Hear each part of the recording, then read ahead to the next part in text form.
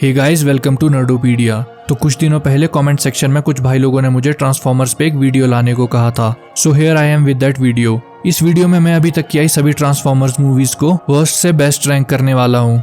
And trust me, इस video को बनाने में बहुत ज्यादा टाइम और मेहनत लगी है। सो आई होप तुम लोगों को ये वीडियो पसंद आएगी और तुम इसे अच्छा रिस्पॉन्स दोगे। ऑल्सो ये वाली वीडियो मेरी यूजुअल वीडियो से थोड़ी लंबी होने वाली है, तो वीडियो को चिल मार के देखो और एंड तक देखो, क्योंकि आई एम 100% श्योर कि तुम मेरी नंबर 1 चॉइस से सरप्राइज हो जाओगे। और अगर चैनल पे नए हो तो चैनल को सब्सक्राइब करो, क्योंकि फ्यूचर में इसी तरह की और वीडियोस भी आने वाली हैं। So without further ado, Let's do this.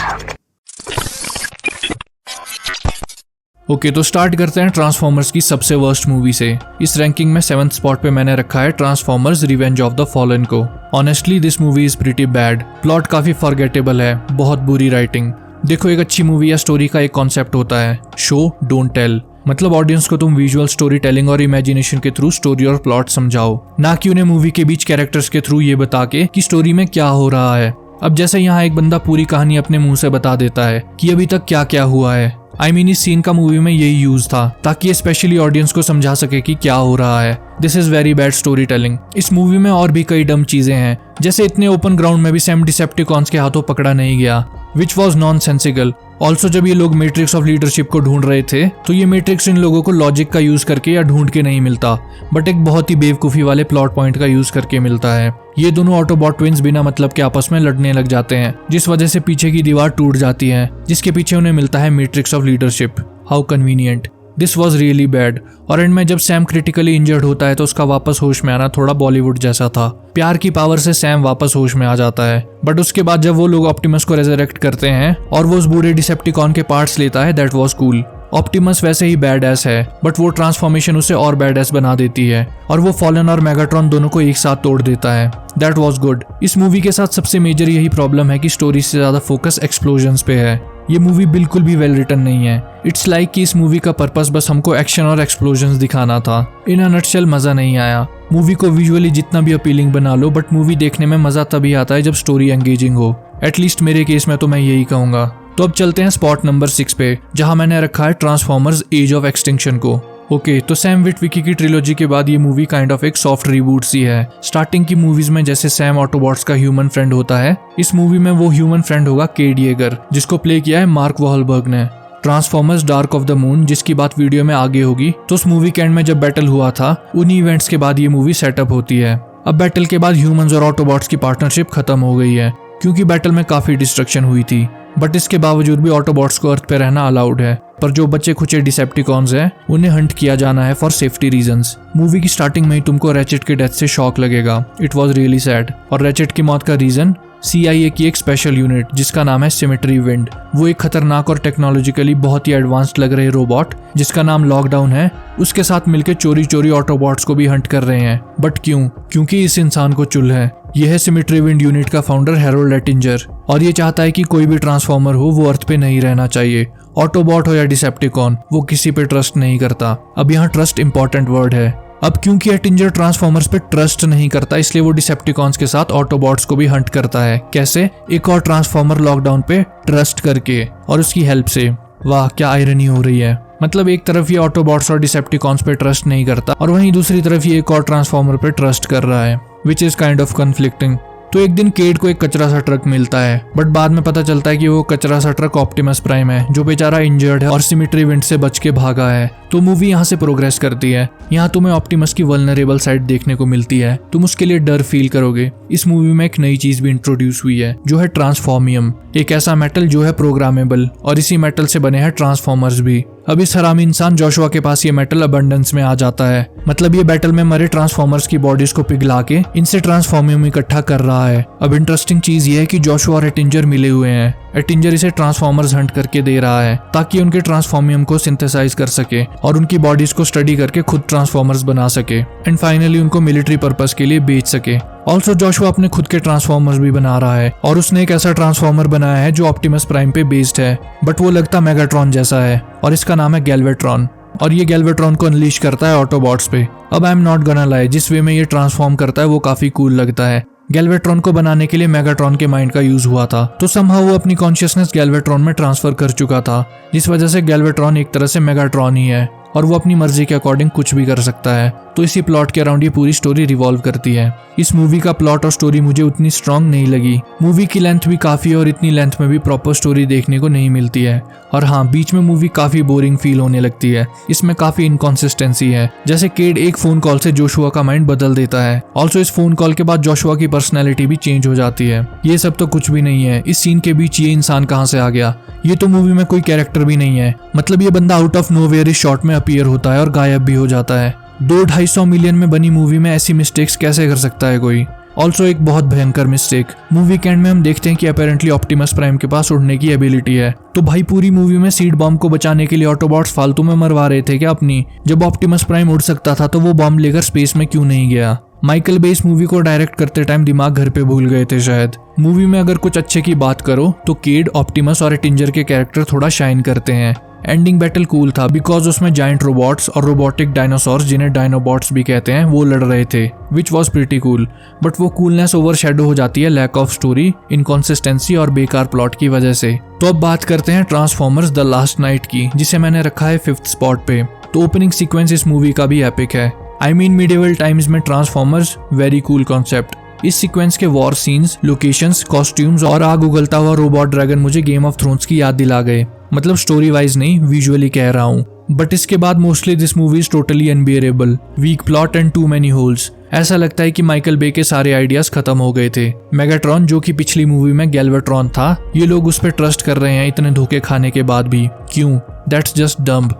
और ट्रस्ट भी किसी छोटी मोटी चीज के लिए नहीं, बट एक ऐसे वेपन के लिए जो पूरी ह्यूमैनिटी को खत्म कर सकता हो।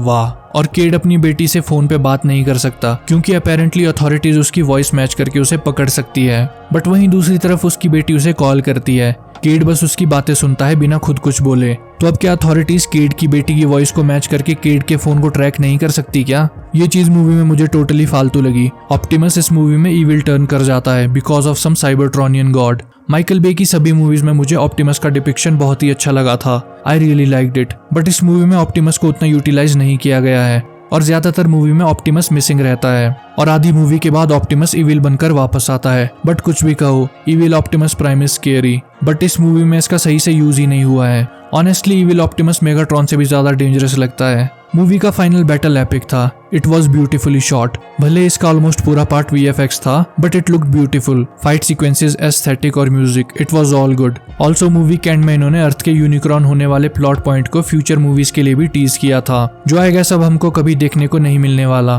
क्योंकि 2018 में बम्बल बी मूवी के साथ हमको एक और रिबूट देखने को मिला। और इसके अलावा ओरिजिनल ट्रिलॉजी से ये दो भी हमको वापस देखने को मिलते हैं, विच वॉज कूल। बट इतना कूलनेस काफी नहीं था इस मूवी को हायर रैंक करवाने के लिए। ओके, अब चलते हैं 4th स्पॉट पे, जहां मैंने रखा है transformers dark of the moon को। इस मूवी को 4th स्पॉट पे मैं इसलिए रख रहा हूँ क्योंकि इसकी स्टोरी इससे पहले आई रिवेंज ऑफ द फॉलन से बहुत बेटर थी। ये ज्यादा सोलफुल फील होती है और इसका इमोशनल एस्पेक्ट भी मुझे बहुत अच्छा लगा। इस मूवी का स्टार्ट बहुत ही सही लगा मुझे। जिस तरह से 1960s के टाइम चल रही स्पेस रेस को इस मूवी से कनेक्ट किया है, दैट वाज प्रीटी कूल। अब तुम लोगों का तो पता नहीं, बट पर्सनली जब किसी फिक्शनल मूवी को किसी रियल लाइफ हिस्टोरिकल इवेंट से कनेक्ट करके शो किया जाता है तो ये चीज मुझे बहुत पसंद आती है। रिलेटेबल सा फील होता है and I feel connected to the movie. और इस मूवी में एक नहीं बट 2 इवेंट से प्लॉट को कनेक्ट किया है। एक जो मैं पहले बता चुका हूँ, स्पेस रेस, और दूसरा चेरनोबिल डिजास्टर से भी इसे कनेक्ट किया गया है। इंटरेस्टिंग। मूवी में सेंटिनल प्राइम का डिसेप्टिकॉन्स के साथ डील करने को लेकर एक ट्विस्ट हमें देखने को मिलता है जो उतना इम्पैक्टफुल नहीं लगता। सेंटिनल के मरने से पहले उनमें डील हो गई थी स्पेस ब्रिज को लेकर। तो सेंटिनल जब वापस जिंदा हो गया है और स्पेस ब्रिज की स्टिक्स भी उसके पास है, तो वो ऑटोबॉट्स को इतना लेट अटैक क्यों करता है?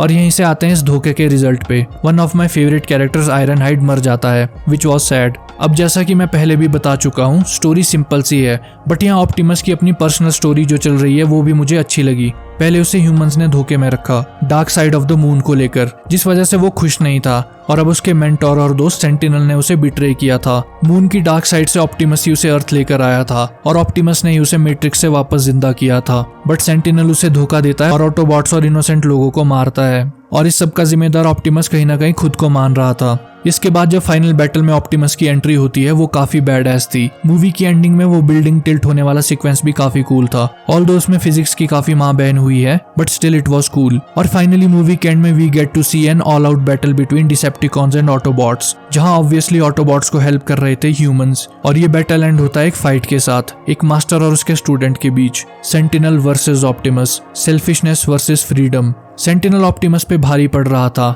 बिकॉज असल में सेंटिनल के साथ साथ कुछ और डिसेप्टिकॉन्स भी ऑप्टिमस पे अटैक कर रहे थे। बट फिर आता है स्टोरी में एक स्टूपिड ट्विस्ट। सैम की नई गर्लफ्रेंड मेगाट्रॉन को लास्ट मोमेंट पे सेंटिनल के अगेंस्ट भड़का देती है, बस 2 मिनट के अंदर। असल में है थोड़ा स्टूपिड ये ट्विस्ट, बट चलो मान लेते हैं कि मेगाट्रॉन की ईगो बीच में आ गई थी और वो सेंटिनल पे चढ़ाई करने निकल गया। बट वो वेट कर सकता था स्पेस ब्रिज के थ्रू और साइबरट्रोनियन वॉरशिप्स आने का। वैसे भी ऑप्टिमस का एक हाथ चला गया था, तो मेगाट्रॉन ऑप्टिमस के हारने के बाद सेंटिनल से निपट सकता था इजीली। बट चलो जो है वो है, फाइट फिर भी कूल थी। तो फाइनली ये एक सही मूवी थी अपने सैम विटविकी की ट्रिलॉजी को कंप्लीट करने के लिए। ऑल्सो इस मूवी में कई लाइकेबल चीजें हैं, जैसे ऑप्टिमस, बी, शिया लैबेओफ का सैम, एजेंट सिमंस, डच और हाँ ये भी, बट सिर्फ देखने में। वैसे भी आई डोंट थिंक माइकल बे ने इसे एक्टिंग के लिए मूवी में रखा था। एंड विद दैट हम चलते हैं इस लिस्ट के नंबर 3 स्पॉट पे, जो है 2018 की मूवी बम्बल बी। अब देखो ये मूवी काफी पोलराइजिंग है। कुछ लोग इसे इसके इमोशनल एस्पेक्ट की वजह से बेस्ट मानते हैं और कुछ लोग इसे ओरिजिनल सोर्स मटेरियल से डेविएट करने के लिए उतना अच्छा नहीं मानते। I think it's a decent movie but with some problems. अब देखो मूवी स्टार्ट करती है साइबरट्रोनियन वॉर के साथ, जहाँ कुछ ऐसी चीजें होती है जिस वजह से बम्बलबी को अर्थ जाना पड़ता है। अर्थ पे आने के बाद उस पे ह्यूमन सोल्जर्स अटैक करते हैं, जिसकी वजह से उसके मेमोरी सेल्स खराब हो जाते हैं और वो अपना मिशन भूल जाता है। बट यहीं अर्थ पे वो मिलता है एक टीनेजर चार्ली से, जो खुद पर्सनल लेवल पे काफी स्ट्रगल कर रही है। अब मूवी इमोशनली काफी ब्यूटीफुल है। बम्बलबी और उसकी ह्यूमन फ्रेंड चार्ली के बीच के बॉन्ड को काफी ब्यूटीफुली डिपिक्ट करती है। ह्यूमन और मशीन की फ्रेंडशिप पे फोकस करती है। तो प्रॉब्लम कहाँ है? देखो इस मूवी में आधे से ज्यादा पार्ट तक तुमको ये फील होगा कि ये मूवी ट्रांसफॉर्मर्स वाले एस्पेक्ट से ज्यादा ह्यूमैनिटी वाले एस्पेक्ट पे फोकस करती है। इसमें बम्बलबी के कैरेक्टर की कोई मोटिवेशन नहीं है, सब कुछ वाइब्स, फील्स और इमोशंस पे चल रहा है। हाँ लास्ट में मोटिवेशन आ जाती है, but for the most part ये मूवी एक जेनेरिक सी टीनेजर मूवी ज्यादा फील होती है। अब ये बुरी मूवी बिल्कुल भी नहीं है, इट्स जस्ट दैट कि इसका फोकस अपने प्राइमरी एलिमेंट मतलब ट्रांसफॉर्मर्स पे थोड़ा ज्यादा होना चाहिए था। बट अगर तुम इसे ट्रांसफॉर्मर्स यूनिवर्स से अलग एक सेपरेट मूवी की तरह देखोगे तो ये ज्यादा सेंस बनाती है। And now let's get to the second spot. और नंबर 2 स्पॉट पे है अपनी सबसे पहली ट्रांसफॉर्मर्स मूवी। 2007 में ट्रांसफॉर्मर्स को लाइव एक्शन में लाने वाली ये मूवी हमको ट्रांसफॉर्मर्स से इंट्रोड्यूस करती है और ये एक अच्छा इंट्रोडक्शन था। शुरुआत में थोड़ा हमको टीज किया जाता है और स्लोली बम्बलबी के रिवील तक अच्छा बिल्डअप होता है। इस मूवी का फर्स्ट हाफ बहुत ही अच्छा है, it's almost perfect. Introduction, buildup, Sam की स्टोरी, कैसे वो एक नॉर्मल टीनेजर है जिसके हाथ एक जीता जागता एक्स्ट्रा टेरेस्ट्रियल रोबोट लग गया है। फिर हम ऑटोबॉट से भी इंट्रोड्यूस होते हैं, विच वॉज कूल। और भाई साहब ऑप्टिमस प्राइम का डिपिक्शन मुझे बहुत ही ऑसम लगा। उसे देखकर लगता है कि हाँ ये है ऑटोबॉट्स का लीडर, और जब वो मोटिवेशनल स्पीचेस देता है तो तुम्हारा मन भी करेगा कि बैटल में कूद जाओ ऑटोबॉट्स के साथ। परफेक्ट वॉइस और अच्छी मोटिवेशनल स्पीच सुनकर गूज बम्स आ जाते हैं लिटरली। फिर हमको डिसेप्टिकॉन्स भी दिख जाते हैं। मेगाट्रॉन काफी इविल लगता है और काफी बैड एस है। फिर शुरू होता है ऑटोबॉट्स और डिसेप्टिकॉन्स के बीच ऑल स्पार्क के लिए चूहे बिल्ली का खेल। बट जैसा कि मैं पहले कह चुका हूँ कि इस मूवी का पहला हाफ बहुत ही अच्छा है, बट सेकंड हाफ में मूवी थोड़ा लैग करती है। सेकंड हाफ में कैरेक्टर्स काफी अनकैरेक्टरिस्टिक सी हरकतें करते हैं और इसमें हमको काफी डम डिसीजन मेकिंग भी दिखती है। जैसे ऑल स्पार्क को लेकर तुम शहर के बीच क्यों जा रहे हो यार? हाँ तुमको उस क्यूब को प्रोटेक्ट करना है, बट उसके चक्कर में तुम पूरे शहर को रिस्क में डाल रहे हो। तुम लिटरली लोगों की जान दांव पे लगा रहे हो, जबकि तुम उसको शहर से बाहर जाके छुपा सकते थे कहीं। ऑल्सो सैम जो कि एक टीनेजर है, तुम पूरी मिलिट्री फोर्स के होते हुए भी उस टीनेजर को ऑल स्पार्क लेकर भगा रहे हो, विच इज डम। और मेगाट्रॉन के पास लास्ट में इजी चांस था सैम को किल करने का, but I don't know why वो ऐसा क्यों नहीं करता। तो ये थे थोड़े बहुत एग्जांपल्स जिस वजह से ये मूवी बहुत अच्छी बनते बनते रह गई। ओके, सिंस अभी तक मैं सारी माइकल बे मूवीज कवर कर चुका हूँ, तो आई वुड लाइक टू से कि मुझे माइकल बे की डायरेक्शन और स्टोरी टेलिंग उतनी अच्छी नहीं लगती। वो ज्यादा VFX और एक्सप्लोजन्स पे रिलाई करते हैं, but credit where it's due. इन सभी मूवीज में मुझे ऑप्टिमस प्राइम का कैरेक्टर काफी सही से डिपिक्टेड लगा। वो लगता है ऑटोबॉट्स का लीडर, एक बड़ी पर्सनैलिटी। ऑल्सो एक्शन और एक्शन सेट पीसीज का भी बहुत अच्छा यूज हुआ है। माइकल बे एक्शन सीन्स डायरेक्ट करने में मास्टर हैं, और जो क्रेजी एक्शन सीक्वेंसेस तुमको कहीं देखने को नहीं मिलते वो माइकल बे की मूवीज में देखने को मिलते हैं। ऑल्सो हर ट्रांसफॉर्मर्स मूवी में तुमको अच्छा VFX देखने को मिलेगा, जो आज के टाइम पे 2023 में भी इतनी एडवांसमेंट्स होने के बाद भी बहुत अच्छे से होल्ड अप करता है। और फाइनली इन मूवीज के लिए माइकल बे का म्यूजिक चॉइस मुझे बहुत ही अच्छा लगा। एंड विद दैट अब आते हैं अपनी फाइनल एंट्री पे और इस लिस्ट के नंबर 1 स्पॉट पे। वो मूवी है द ट्रांसफॉर्मर्स द मूवी, जो आई थी 1986 में। ये एक एनिमेटेड मूवी है जिसका एनिमेशन काफी ब्यूटीफुल है और एनिमे से काफी इंस्पायर्ड है। एंड आई थिंक ये ट्रांसफॉर्मर्स पे बनी बेस्ट मूवी है। इसमें ज्यादा फोकस ट्रांसफॉर्मर्स और उनकी स्टोरी पे है। यहाँ दूसरी ट्रांसफॉर्मर्स मूवीज की तरह बस अर्थ के पार्ट पे ही फोकस देखने को नहीं मिलेगा। यहाँ स्केल बड़े हैं, तुमको साइबरट्रॉन, स्पेस और अर्थ सभी जगहों पर ऑटोबॉट्स और डिसेप्टिकॉन्स की स्टोरी देखने को मिलेगी। इसमें 2 ह्यूमन कैरेक्टर्स भी हैं, बट मूवी ट्रांसफॉर्मर्स और उनके अराउंड की स्टोरी को फोकस से बाहर नहीं जाने देती। मूवी की लेंथ ज्यादा नहीं है, अराउंड 1.5 घंटे के आसपास है, बट अच्छी चीज ये है कि ऑलमोस्ट हर इंपॉर्टेंट कैरेक्टर को अपनी एक प्रॉपर स्टोरी लाइन मिली है। स्टार्टिंग के 20 मिनट्स में ही तुमको शॉक मिलने लगेंगे जब सीरीज के कई बड़े कैरेक्टर्स की डेथ होने लगती है।